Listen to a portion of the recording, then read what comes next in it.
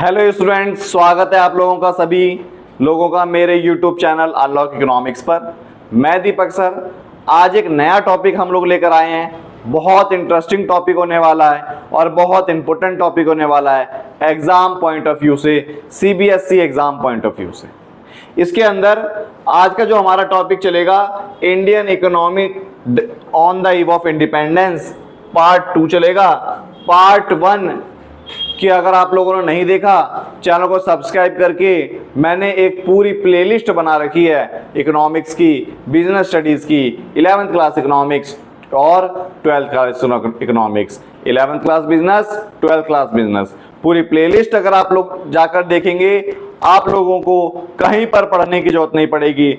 सिर्फ online class पढ़ें और यहीं से आप लोगों के पूरे मार्क्स निकल कर आएंगे और डीपली स्टडी कराई जा रही है। बहुत सारे यूट्यूब चैनल ऐसे हैं जहां पर सिर्फ इंग्लिश मीडियम पढ़ाया जाता है, लेकिन हम आपको हिंदी मीडियम और इंग्लिश मीडियम दोनों में बताएंगे और डीपली स्टडी कराएंगे फ्री ऑफ कॉस्ट। ज्यादा से ज्यादा चैनल को सब्सक्राइब करें, बेल आइकन दबाएं और शेयर करें। बिना देरी करे हम लोग चालू करते हैं। जो हमारा आज का टॉपिक है वो हमारा आज का टॉपिक है क्या? Industrial sector. हमने पिछली क्लास तक एग्रीकल्चर सेक्टर हमने कंप्लीट करा था। पिछली क्लास तक हम लोगों ने एग्रीकल्चर सेक्टर कंप्लीट करा था जिसमें कमर्शलाइजेशन ऑफ एग्रीकल्चर करा था। आज जो हमारा टॉपिक है वो इंडस्ट्रियल सेक्टर। हिंदी में अगर इसे हम बोलेंगे इंडस्ट्रियल सेक्टर को तो हिंदी में हम इसे बोलते हैं इंडस्ट्री को हम लोग क्या बोलते हैं? औद्योगिक क्षेत्र, इंडस्ट्रियल सेक्टर। ठीक है, औद्योगिक क्षेत्र, इंडस्ट्रियल सेक्टर। हमारे क्या है? India could not developed a sound industrial base under the colonial rule. मतलब जब हमारा देश ब्रिटिश सरकार के राज में चल रहा था, जब हमारे देश के ऊपर ब्रिटिश सरकार का राज था तो हमारे देश के अंदर इंडस्ट्रियलाइजेशन नहीं हुआ था। हमारा देश इंडस्ट्रियल सेक्टर में बहुत पीछे था। ठीक है, हमारा देश इंडस्ट्रियल सेक्टर में क्या था? बहुत पीछे था। वही चीज में बताई गई। Even the countries world famous handicraft industry decline. हमारा देश हस्तकला में क्या था? हमारा देश हस्तकला में फेमस था। हस्तकला का मतलब जो हाथ से बनी हुई वस्तु होती है उसमें हमारा देश क्या था? फेमस था। और वो जो फेमस था उसमें भी ब्रिटिश सरकार के राज में हमारी देश की इंडस्ट्री क्या होने लग गई? डिक्लाइन होने लग गई। फिर no commercial modern industry base was allowed to come up. हमारे देश में कोई नई कमर्शियल बेस मॉडर्न इंडस्ट्री हमारे देश में नहीं आई। हमारे देश में इंडस्ट्री को नहीं खोला गया। This sector needed modernisation, diversification and increased investment. Industrial sector जो है ये मॉडर्नाइजेशन चाहता था उस समय में, ठीक है, डाइवर्सिफिकेशन चाहता था और इन्वेस्टमेंट चाहता था। मॉडर्नाइजेशन का मतलब क्या होता है सर जी? देखो, मॉडर्नाइजेशन का मतलब हमारा देश मॉडर्न बने। फिर उसके बाद मॉडर्नाइजेशन के बाद मैंने क्या बताया कि डाइवर्सिफिकेशन का मतलब क्या होता है? एक कंपनी के अंदर अलग अलग प्रकार का सामान बने, सिर्फ एक सामान ना बनाए कंपनी, अलग अलग प्रकार के बहुत सारे सामान बनाए, वो होता है डाइवर्सिफिकेशन। और फिर उसके बाद इन्वेस्टमेंट। इस इन्वेस्टमेंट से एक देश का जो औद्योगिक सेक्टर है वो आगे बढ़ सकता है। ठीक है, तो देखो हमारे इकोनॉमिक्स के अंदर थ्योरेटिकल सब्जेक्ट है, पेपर में बहुत बार ये हमारा आया हुआ है। बस आप लोगों को क्या करना है? चैनल को सब्सक्राइब करना है। आगे देखते हैं आगे क्या है। फिर बोला the primary motive behind the policy of deindustrialisation. मतलब कौन सरकार ने? ब्रिटिश गवर्नमेंट ने हमारे देश के उद्योगों को, ठीक है, निराशाजनक विकास ठीक है, हमारे देश की इंडस्ट्री पीछे क्यों थी? तो बताया to reduce India to the status of mere exporter of importer raw material the upcoming modern industry in India. मतलब क्या बोला, यहां से जितना भी कच्चा माल था, सारा का सारा कच्चा माल कौन लेके चले आता था? ब्रिटिश सरकार लेके चली आती थी। जितना भी कच्चा माल था उसका हमारा देश नेट एक्सपोर्टर बन गया, शुद्ध निर्यातक बन गया। यहां से सारा कच्चा माल ब्रिटिश सरकार के पास जाएगा, ग्रेट ब्रिटेन जाएगा, इंग्लैंड जाएगा।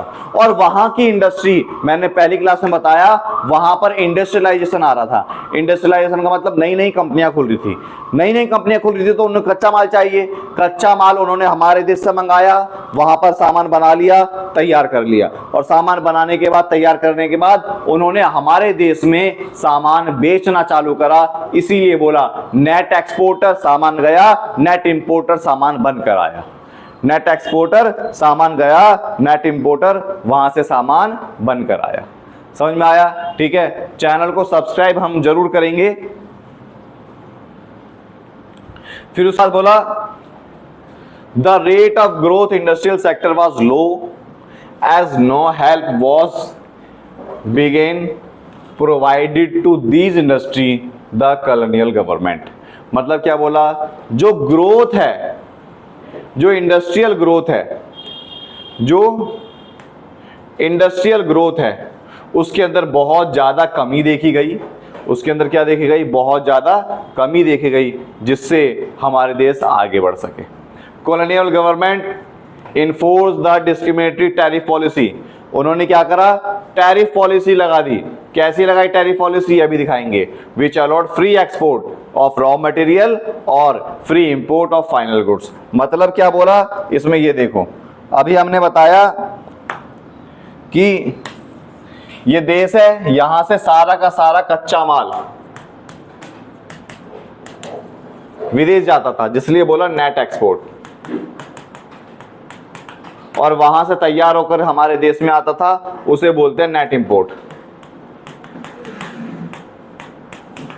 उसे हम क्या बोलेंगे? Net import. जब हमारे देश का बॉर्डर पार करा जाएगा, तो बॉर्डर पार करने के बाद टैक्स लगता है, जिसे हम बोलते हैं टैरिफ पॉलिसी। ब्रिटिश सरकार यहां से अपने देश में सामान लेकर जाने के लिए उन्होंने टैक्स हटा दिया, और अपने देश से सामान मंगाने के लिए टैक्स हटा दिया। मतलब यहां से सामान जाएगा तो भी टैक्स नहीं लेंगे, वहां से सामान आएगा तो भी टैक्स नहीं लेंगे। इस टैक्स के कारण ब्रिटिश सरकार का सामान हो गया सस्ता, और किसी भी देश के लोग लालची होते हैं, वो सस्ता सामान खरीदने लग जाते हैं, चाहे वो दुश्मन देश का ही क्यों ना हो। वही हमारे देश ने करा। ब्रिटिश सरकार अपने देश का सामान हमारे देश में सस्ता सस्ता प्रोवाइड कराती थी, जिस कारण से हमारे देश के गरीब किसान उनका सामान खरीदने लग गए और उनकी कंपनी चल गई। ठीक है, वही मैंने बताया। फिर उसके बाद the decline traditional handicraft industry. हमारे देश से हैंडीक्राफ्ट बिजनेस पूरी तरीके से क्या कर दिया गया? खत्म कर दिया गया। हस्तकला पूरी तरीके से क्या कर दिया गया? खत्म कर दिया गया। कैसे खत्म कर दिया गया? अभी दिखा रहे हैं।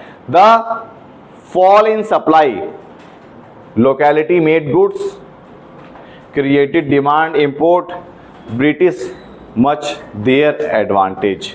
मतलब हमारे देश की जो हाथ से बनी वस्तु होती थी वो खत्म कैसे हुई? जिस कारण से हमारे देश में क्या आ गई? भुखमरी जैसे हालात आ गए। हमारे देश में छोटे छोटे जो लोग थे उनकी कंपनियां बंद होने लग गई। क्या करा? हस्तकला खत्म करा। हस्तकला एक सिस्टमैटिक तरीके से खत्म करा, टैरिफ पॉलिसी बढ़ाकर। ठीक है, एक तो ये कर दिया। दूसरा क्या करा?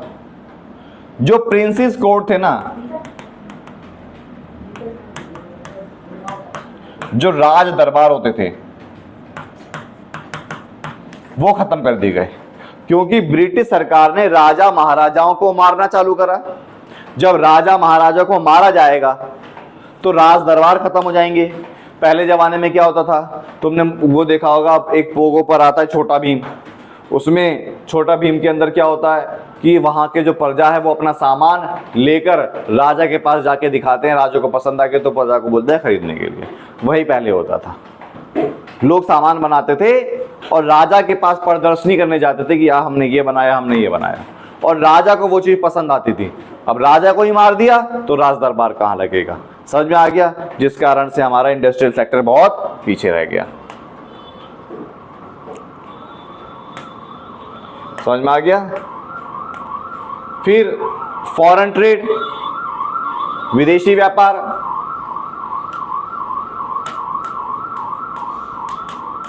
विदेशी व्यापार, फॉरेन ट्रेड क्या है? ये देखो, फॉरेन ट्रेड में क्या बोला? India has been an important trading nation since ancient time. Bharat जो है ना, एंशिएंट टाइम में, बहुत पहले हमारा देश बहुत इंपॉर्टेंट था। हमारे देश के अंदर व्यापार बहुत ज़्यादा मात्रा में होता था और बहुत अच्छा होता था। But their strategic policy pursued by colonial government adversely affected the structure, composition and volume of India's foreign trade. जब हमारे देश के ऊपर ब्रिटिश सरकार ने पॉलिसी लगानी चालू करी, जब हमारे देश के ऊपर ब्रिटिश सरकार ने पॉलिसी लगानी चालू करी तो क्या हुआ? हमारा देश का जो विदेशी व्यापार है उसका स्ट्रक्चर पूरी तरीके से क्या हो गया? चेंज हो गया। During the British colonial India's foreign trade was characterized by significant shift primary driven the ब्रिटेरियन policy extract raw material market finish goods. क्या होता था विदेशी व्यापार में? यहां से सारा का सारा कच्चा माल कहां जाएगा? विदेश जाएगा, और वहां से तैयार माल यहां पर आएगा। ये काम करा गया। यहां से सारा का सारा माल, कच्चा माल कहां जाएगा? विदेश जाएगा, और वहां से तैयार माल आएगा। ठीक है, कैसे करा गया ये भी दिखा रहे हैं।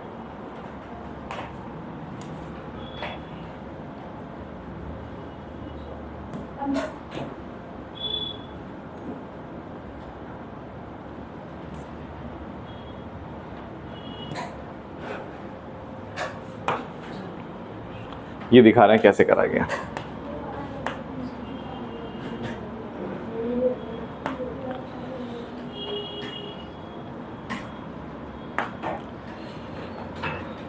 ये भारत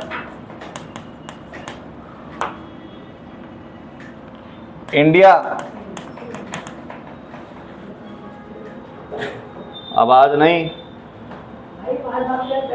ये इंडिया, यहां से सारा का सारा रॉ मटेरियल कहां पे जाता था? विदेश। कहां पे? इंग्लैंड। और वहां से तैयार माल, फिनिश गुड्स, हमारे देश में आता था।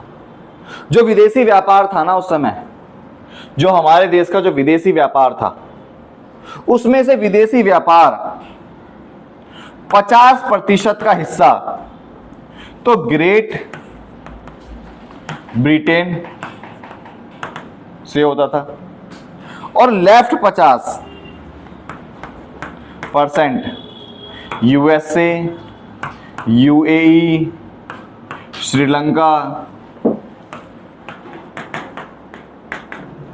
इससे होता था। मतलब पूरे विदेशी व्यापार पर जो ब्रिटिश है, इस सरकार का, ब्रिटिश सरकार का पूरे विदेशी व्यापार पर क्या हो गया? मोनोपोली, एकाधिकार। तुम्हें यही लिखना है।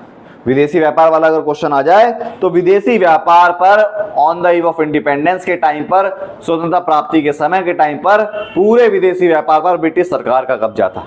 50% व्यापार ग्रेट ब्रिटेन से होता था और बाकी का 50% अदर देशों से होता था, और वो भी जिस देश से करना है उस देश से हमें पूछ कर करना पड़ता था। तो विदेशी व्यापार को पूरी तरीके से मोनोपोली थी, एक अधिकार था ब्रिटिश सरकार का। समझ में आया?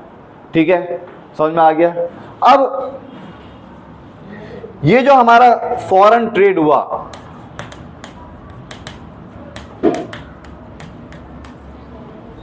जो हमारा फॉरेन ट्रेड हुआ, इससे क्या हुआ?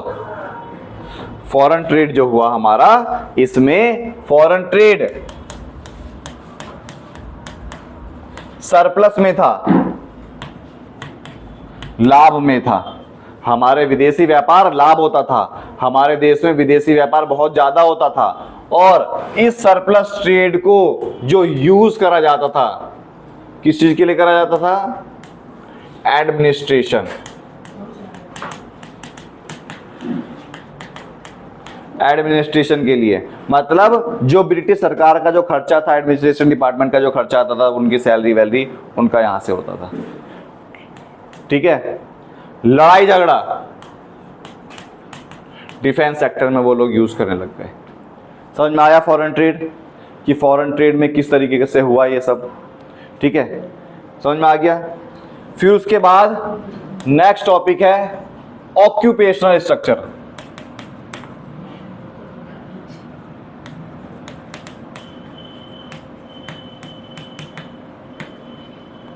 आधारिक संरचना, ऑक्यूपेशनल स्ट्रक्चर। ऑक्यूपेशनल स्ट्रक्चर में 3 सेक्टर होते हैं, प्राइमरी, प्राथमिक, सेकेंडरी, द्वितीयक, और टर्सरी, तृतीयक। 3 सेक्टर होते हैं।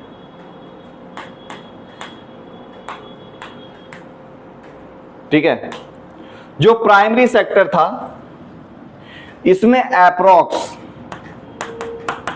72% लोग काम करते थे, जिसमें खेती बाड़ी,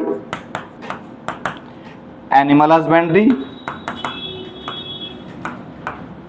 एनिमल हस्बेंड्री का मतलब ये नहीं कि पशु से शादी कर लेना ही, पशुपालन। एनिमल हस्बेंड्री का मतलब होता है पशुपालन। ये गेट बंद करो, गेट बंद करो। ठीक है, पशुपालन। मुर्गी पालन, जिसे हम पोल्ट्री फार्म्स के नाम से भी जानते हैं, पोल्ट्री फार्म्स, मुर्गी पालन। ठीक है, ये सारी चीज। या एक्सट्रैक्शन,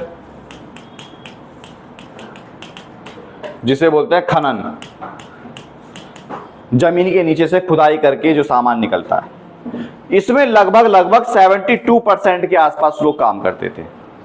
सेकेंडरी सेक्टर के अंदर, द्वितीय क्षेत्र के अंदर हमारे देश में उस समय लगभग 10% के आसपास लोग काम करते थे। द्वितीय क्षेत्र में क्या होता है? जो यहां से प्राथमिक क्षेत्र से जो कच्चा माल निकल कर आया, चैनल को सब्सक्राइब जरूर करना, जो यहां से जो कच्चा माल निकल कर आया उसको यहां पर क्या करा जाता था? तैयार, फिनिश गुड्स में कन्वर्ट करा जाता था। समझ में आ गया? इसमें क्या करा जाएगा? फिनिश गुड्स में कन्वर्ट करा जाएगा। फिर इसके बाद जो यहां पर तैयार माल में कन्वर्ट कर दिया, इसमें फिर उस जैसे इसके अंदर क्या हुआ, इसके अंदर हमारी इंडस्ट्री आ गई, मैन्युफैक्चरिंग इसके अंदर आती है। ठीक है, मतलब प्राथमिक क्षेत्र में 72% लोग स्वतंत्रता प्राप्ति के समय काम करते थे। अब यहां से जो कच्चा माल निकल कर आया वो यहां पर तैयार करा जाएगा, यहां पर सामान बनाया जाएगा। जो ऐसे लोग थे वो 10% थे। और तृतीय क्षेत्र में जब ये दोनों सामान बन गया तो यहां पर बेचा जाता था, यहां पर इंश्योरेंस का काम होता था। ठीक है, यहां बैंकिंग का काम होता था, मतलब सेवा दी जाती थी। समझ में आ गया?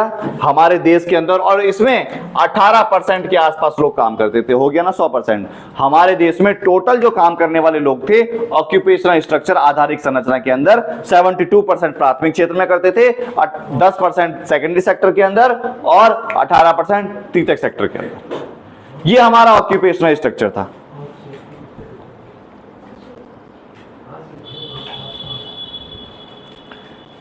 ये हमारा क्या था? Occupational structure.